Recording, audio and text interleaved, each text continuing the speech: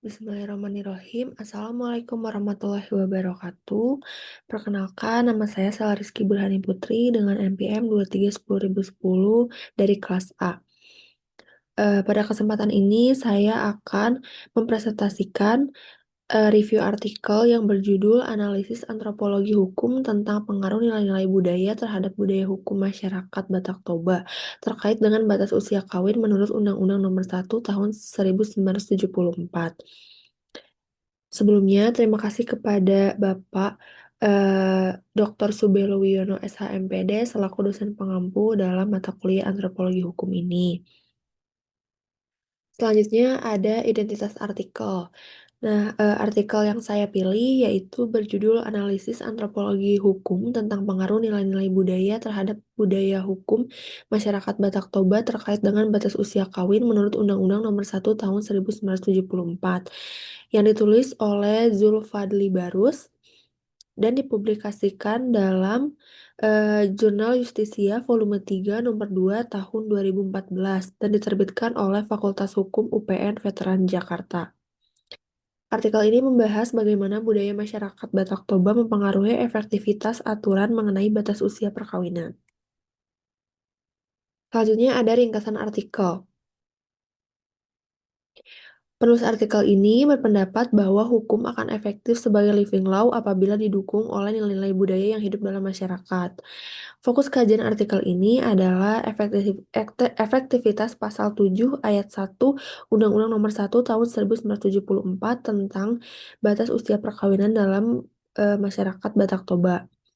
Nah, temuan utamanya yaitu menunjukkan bahwa rata-rata usia perkawinan masyarakat Batak Toba berada di atas batas minimum yang ditentukan undang-undang, yaitu sekitar 27 tahun untuk laki-laki dan 23 tahun untuk perempuan. Hal tersebut menunjukkan bahwa budaya masyarakat Batak Toba ini justru mendukung perkawinan pada usia yang lebih matang. Kemudian ada nilai budaya Batak Toba.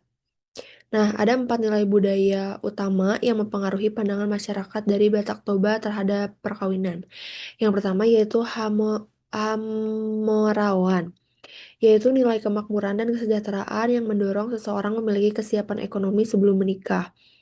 Yang kedua ada hagabeon, yaitu harapan memiliki keturunan yang berkualitas sehingga perkawinan dilakukan ketika seseorang sudah siap secara fisik dan juga mental.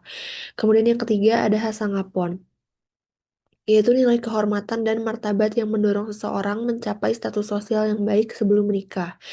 Dan yang terakhir yaitu Dalihan Atolu, yaitu sistem kekerabatan yang mengatur hubungan sosial masyarakat Batak Toba dan berpengaruh besar dalam pengambilan keputusan perkawinan. Nah, yang selanjutnya ini ada pandangan tentang perkawinan. Menurut masyarakat Batak Toba, perkawinan ini bukan hanya sekedar urusan pribadi, tetapi juga merupakan peristiwa sakral yang melibatkan keluarga besar dan juga hubungan kekerabatan. Sehingga perkawinan ini ideal dilakukan ketika seseorang sudah dewasa, kemudian memiliki pendidikan, memiliki pekerjaan, dan juga mampu bertanggung jawab terhadap keluarga yang akan dibangun nantinya. Nah, pandangan ini menunjukkan bahwa budaya Batak Toba ini secara tidak langsung mendukung tujuan hukum nasional untuk mencegah perkawinan di usia dini. Kemudian, masyarakat Batak Toba sebagai masyarakat bersahaja. Nah, dalam antropologi hukum ada konsep yang dinamakan masyarakat bersahaja, yaitu masyarakat yang masih sangat dipengaruhi oleh adat dan hubungan sosial yang erat. Masyarakat Batak Toba ini masih menunjukkan ciri-ciri tersebut. Nah, dapat dilihat yaitu adanya Dalihan Natolu tadi, kemudian kuatnya peran tokoh adat, dan juga tingginya nilai kolektivitas dalam kehidupan sosial. Hal tersebut ini menunjukkan bahwa hukum adat masih hidup dan juga berfungsi secara berdampingan dengan hukum negara. Kemudian yang selanjutnya ada integrasi teori hukum masyarakat bersahaja.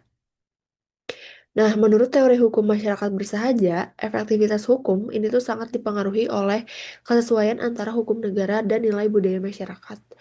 Dalam kasus Batak Toba, hukum negara mengatur batas usia minimum perkawinan. Sedangkan hukum adat ini lebih menekankan kesiapan ekonomi, sosial, dan juga adat sebelum dilangsungkan pernikahan.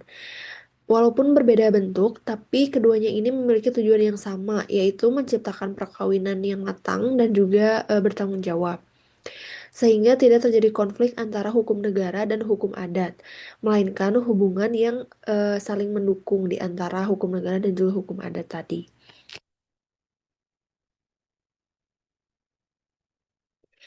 Kemudian yang selanjutnya yaitu kekuatan dari artikel ini. Menurut saya pribadi, artikel ini memiliki beberapa kelebihan. Yang pertama, yaitu topiknya yang sangat relevan karena membahas perkawinan usia dini yang berkaitan dengan masalah sosial dan kesehatan masyarakat.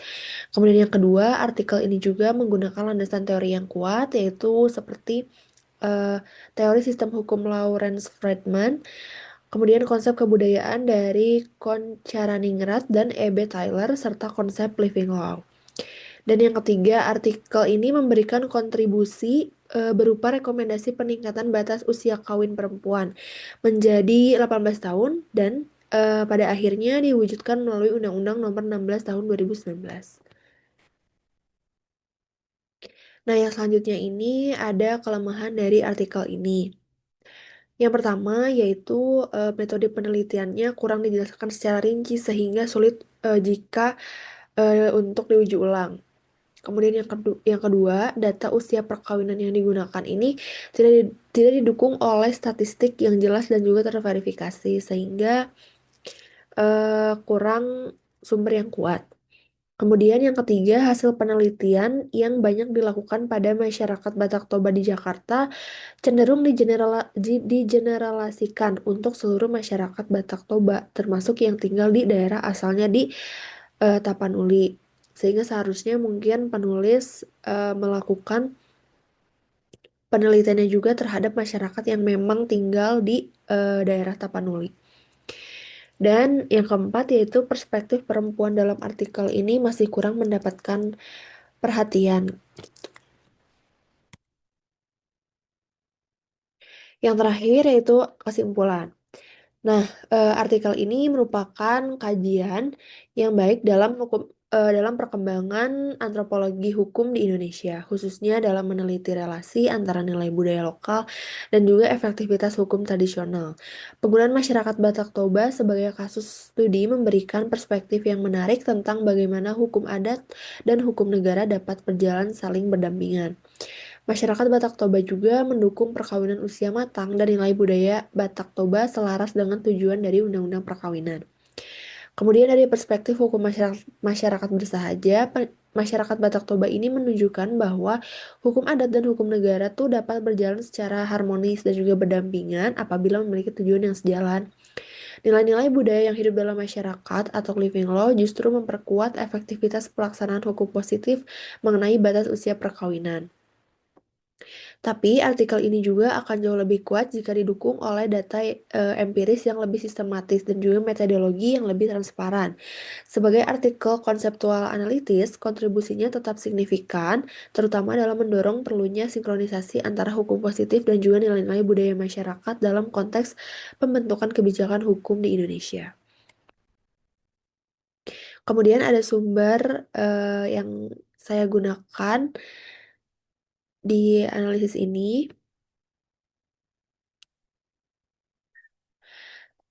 Sekian presentasi yang dapat saya sampaikan. Mohon maaf apabila terdapat kekurangan dalam penyampaian maupun dari isi materinya. Terima kasih atas perhatiannya. Mohon maaf. Wassalamualaikum warahmatullahi wabarakatuh.